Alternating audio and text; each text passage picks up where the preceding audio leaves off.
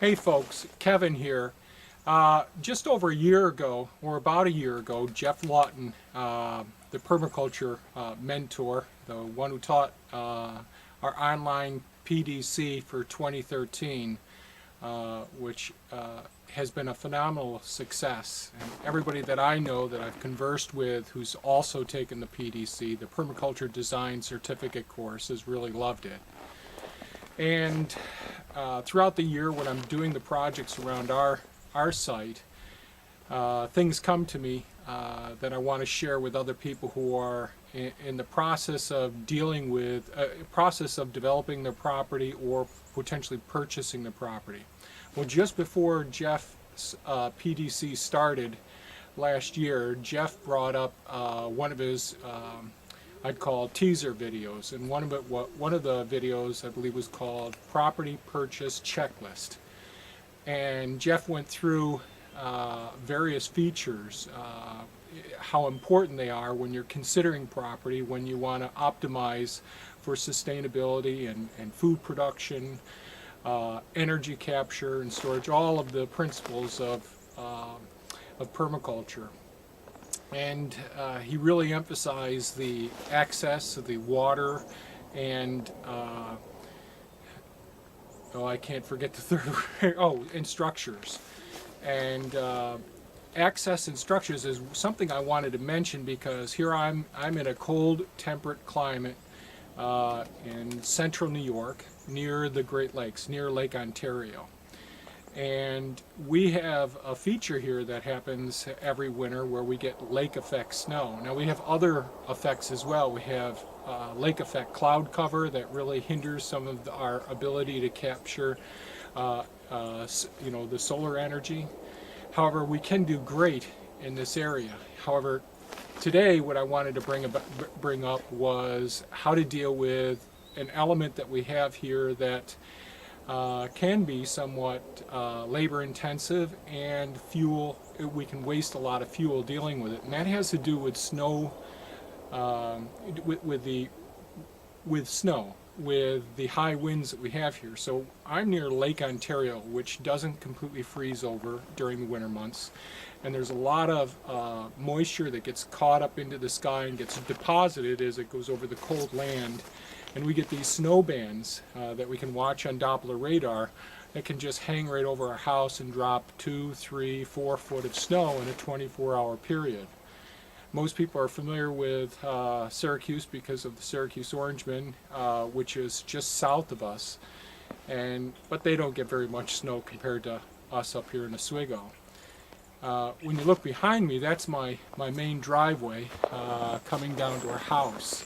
Those pillars on either side of the driveway, either side of me, as you can see now, are about 24 feet wide. And that's the width of my driveway. And it does have about a 2-degree crown in the driveway, so the center of the driveway is about 2 degrees higher than the margins. However, my driveway isn't on contour, and it's not going down a ridgeway. It's going right straight down about 350 feet to the building that's right about where the camera is right now. And with that crown, although the property slopes from the east side of the property down towards the west side of the property to my right side or your left side, what ends up happening is water is going to move this way. So I've cut swales going from this side of the driveway heading back east. And yes, the swales actually get a little bit deeper in the ground, so I can capture and keep that water on my property as long as I can, and it goes through all the pond systems and canals as well. So I use that water multiple times. However, that little crown in the road helps me to keep the water, move it off the road right away so it doesn't soak into the road itself. I get it into the side, it goes off into the swale system, goes into a pond, goes into a canal, it goes into a swale, and then into a canal system feeding to a couple of other ponds, and then goes through another swale and other ponds. But the thing I wanted to mention today is I'm going to pan the camera over to the side. I'll do that briefly here. And I'm going to try and zoom this, see if it shows up at all. So we could see the snow right on the west face of all these trees, way up high. So everyone's heard of wind-driven rain. Well, we have a lot of wind-driven snow here, and that wind can actually, is during the winter months, it's either out of the southwest, the direct west, or the northwest. When it's coming out of the northwest, it can really be carry a lot of that lake effect snow, which just can hang over you and drop, or it can just blow by. So one thing that I think is really important is how you have your property, how you're preparing for snow removal during these times.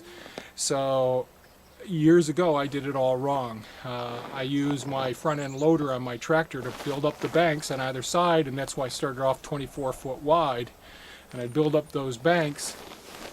But what would happen every time the snow would come, I'd get the drifts. Now this is February 28th, 2014.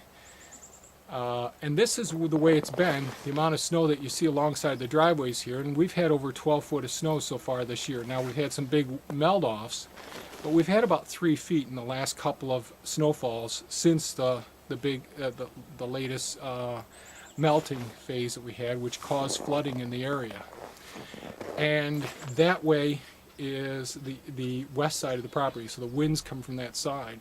So on that side of the property, with all my access roads, I try to keep the area clear so the wind has a nice way of, maintains its force and moves the snow across the driveway. Wherever that lip edge is, there's a small little area there, and it's probably, maybe at its greatest depth, 1 foot high. But the grade of the property goes up until it hits the driveway, which is the highest point here, and then it goes even higher to that side of the driveway. So I use a snow blower nowadays, and I blow the snow to the west side, to the east side of the property, since the prevailing winds are out of the west, so I keep it going that way. Otherwise, if I threw it that side, or if I plowed it up on that side, I'd be dealing with drifts, keep coming and building up, which uses more fuel to remove those as well. So if you have the ability, if you're in one of these places where you get high winds, heavy snows, and you can't go down the ridgeway, or you can't go on contour, think about potentially setting your system up so that you maximize utilizing the forces of nature to help you with your snow removal. We can literally drive out of here. I drive a Prius, and my wife drives a Camry. Even if we've gotten 2.5 feet or 3 foot of snow the night, overnight, my wife can drive out of here easily in the morning if there's been even the slightest winds, 8-10 miles per hour, because that driveway will only have at most, even after this point of the season, we'll only have at most 1 foot deep of snow, and both of our vehicles can plow right through that without getting stuck at all. So that works out really well, so you don't have to get up at 3 o'clock in the morning and plow everything or blow it. All my neighbors are using their loaders and their plows, and their banks are, at least this high, and some of them are well over my head as well. A few weeks ago, before the melt, they had the payloaders coming down and really pushing back all the banks on a couple of the properties on the road, where they had plowed as much as they could with the trucks with the plows on the front. So I just wanted to mention that. I think that's potentially a very beneficial way of approaching if you're purchasing property or developing property in the snow belt like we are here. There's almost always a wind out of the west during the winter months. Really good place to have a wind generator. Solar still works. We're producing all of our own solar energy here, all the electrical energy that we need here on the property, so that's worked out quite well. When you're building other structures, one more point is, so I have roads going down and back that I keep open during the winter months, down to get to where the solar panels are so I can blow those off. I keep those roads 24 feet wide. So if we do get drifting, and if it's some of those banks are a little bit deeper because it goes past some of the food forests.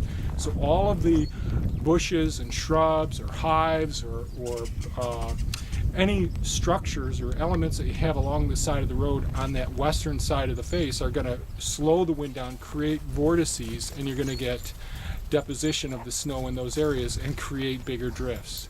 So my remedy for that is having the road being maintained about 24 feet wide, because then I can just drive on that side of the road, even though the snow will be 2 feet high where it drifted in and it worked its way over. And it's really compacted soil, because when the wind blows it, just like a snowblower will, the snow's no longer that nice fluffy lake effect snow. It's like sand, and it really compacts well.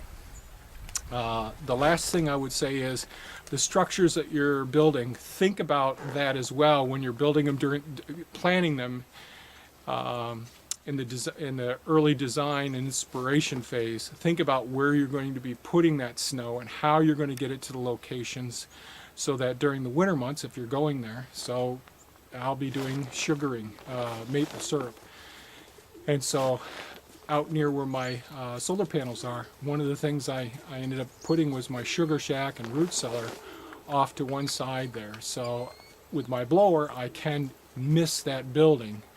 But it's one of the things to think about, is you don't want to be moving snow any more than you have to. And you want to anticipate that that wind is going to move it for you as well, with any structures or elements that are around in the area.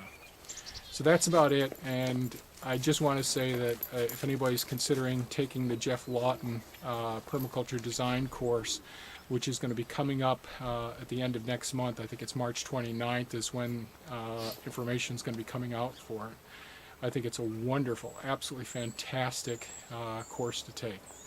Well, thanks so much, and have a great day. Bye-bye now.